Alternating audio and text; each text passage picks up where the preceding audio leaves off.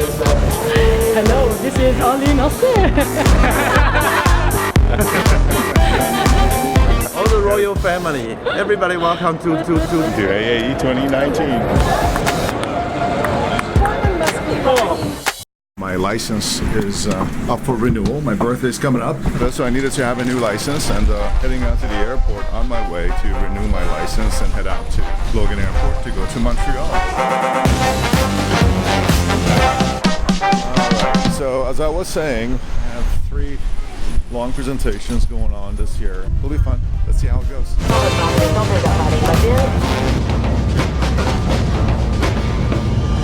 Alright, looks like we're finally here in Montreal, getting through all of that stuff. It doesn't look like they have any better weather over here than they do in Boston, so that'll be nice. It's actually pretty cold. So let's get into the city.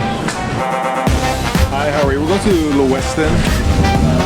On the key to the hotel room, they have this warm heated gutta-percha device. There's no hydraulic condensation, is good for nothing. Alright, it's the next day here and heading out to ADA ANSI Standards Committee meeting, which is going to be held here at the Le Westin Hotel. And we're going to talk about different cements and specifically the standards set for testing hydrophilic cements, hydrophobic cements, as well as other instruments and materials. And this, I think, is a very important meeting because of the fact that, as you know, Bioceramics use a very different method for testing, which has not been fully implemented in the past. Let's go check it out.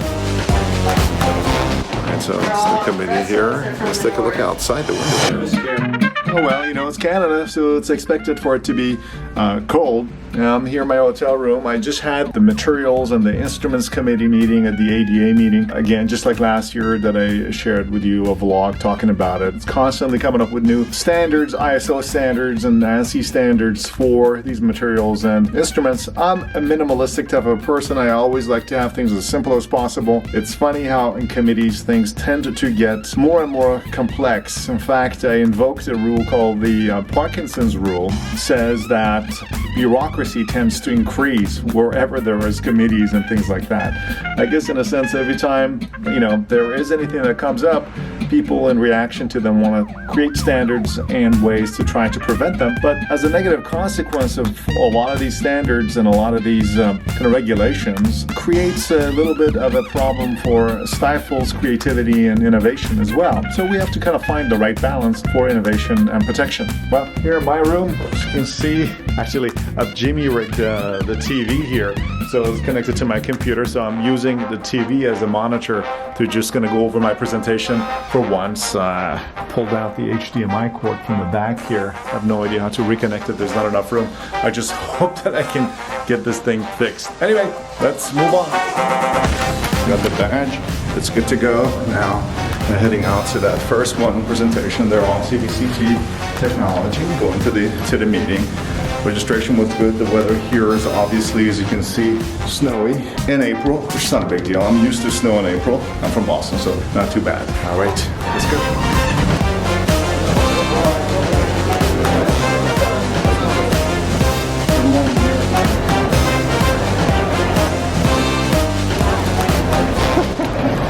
Welcome to AAE 2019.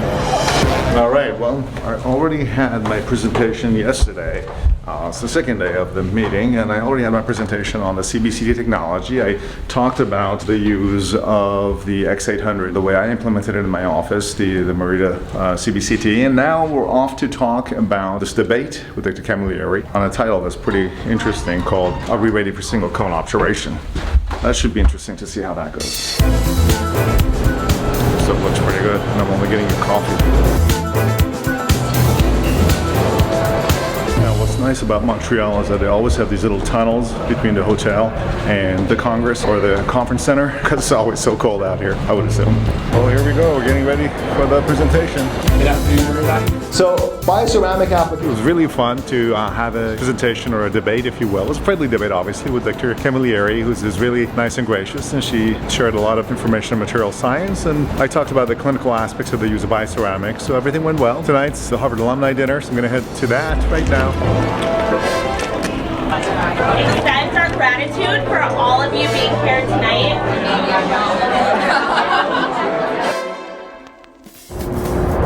So it's 8:29 Saturday morning, heading out to the final lecture that starts at 8:30. Supposed to be talking about this titled Continent Cavity Presentation. I only have 3 slides. So the reason I chose this is because...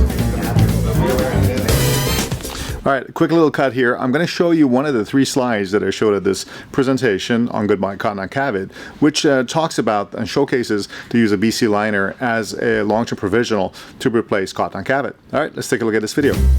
Look, I'd be the first to agree that life is not a zero-sum game, and it's really made up of a series of trade-offs. And I can accept this bargain even though I don't like it. But when it comes to this triangle of endodontist, patient, dentist, there is currently an imbalance in this equation. Too often when we do a procedure, we give a specific set of instructions to our patients to return to his or her dentist for the restoration, only to see them fail to follow up and return with leakage and decay in the unrestored access. We then have to retreat at cost, or in marginal cases, then we have to agonize whether we should retreat the case or not.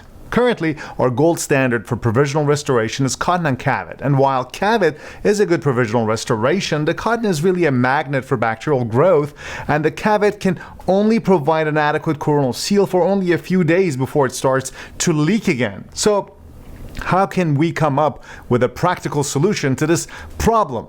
Well, we can either argue to place the core ourselves, which really is win-win for the patient and the endodontist, but is really a loss for the restorative dentist. And since the restorative dentist is the quarterback, this is really not a feasible long-term strategy because you'll end up burning some referrals. Alternatively, we can place a better provisional material like a glass ionomer in the access preparation. Well, the problem, however, is that it can take some time to set, or it needs to be triturated, and it's really difficult to handle. Some of its properties are not really good, and it's also very expensive. This is why I recently helped develop an inexpensive dual-cure bioactive hydrophilic resin ionomer that is optimized to use with hydraulic condensation technique, as well as covering over the bioceramic material as a liner. The BC liner has an impressive compressive strength of about 240 megapascals. It has a low modulus of elasticity and a high flexural strength, is self-etching and also self-bonding, and is opacious white for better contrast against dentin.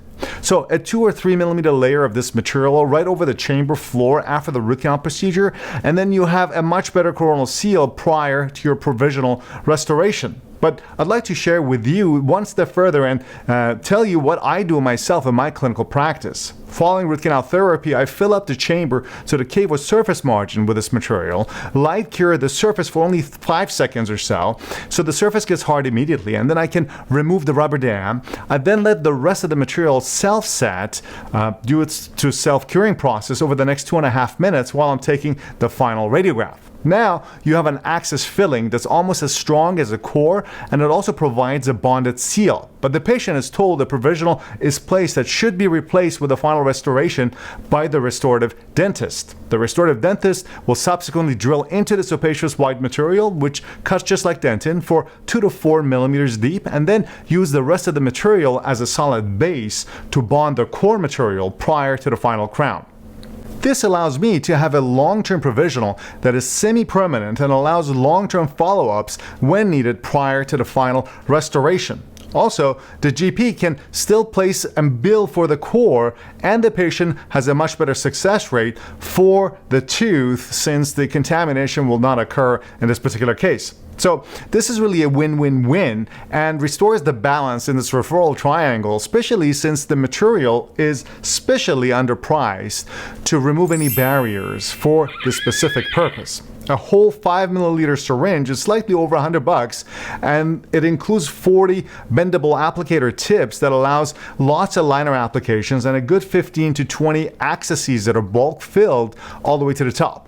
This makes this material less expensive than glass ionomer capsules, with the added advantage of faster setting and auto-mix syringes rather than triturations. Since also this is a bioactive self-etching and self-bonding material, you don't need to use a bonding agent, which is frankly the most expensive chemical in the repertoire of the restorative dentist. My hope is that we can begin to use this material as a reliable provisional, or at the very least an effective canal cap, inter-appointment time so that we can prevent coronal leakage during this endo-restorative gap that often occurs in our treatments. I'm here at the Navident booth here. Dr. Bobby Nadeau is going to tell us a little bit about this Navident. The system is usually referred to as dynamic navigation, this whole concept. And basically, you can take a cone beam CT by placing patient fiducials onto the patient, the jaw you're working on, so you can actually navigate. In this case, we're playing around with navigating to find a calcified canal, for example. Different applications, it appears to be very promising. Well, here we go. Comes the end of the trip to Montreal, Canada, and the American Association of Endodontists meeting. I'm driving back in this little dinky car I rented. I'm actually not going back to Boston. I'm going to have a 2-day stop to decompress over at Woodstock, Vermont, from all of this AAE mayhem. And it was, wonderful meeting so many of you and having you guys come up and say hi and introduce yourselves. And so wonderful to hear that some of these videos that I make is really helping you guys around the world be able to improve the quality of care that you render to your patients, and I'm always glad to hear that. So another great AAE, and it was always, I get the energy from meeting you guys. Speaking of that, I'm actually a couple of days after I decompress here in Vermont, getting back on a plane and heading out to Taiwan for about 10 days. I have a couple of presentations there. It's going to be through our school this time. All right, so I better pay attention to the road here, and I'll say goodbye. Thanks for accompanying me here at the AAE meeting and watching the little video, and I'll see you in the next video. And until then, let's save some tea.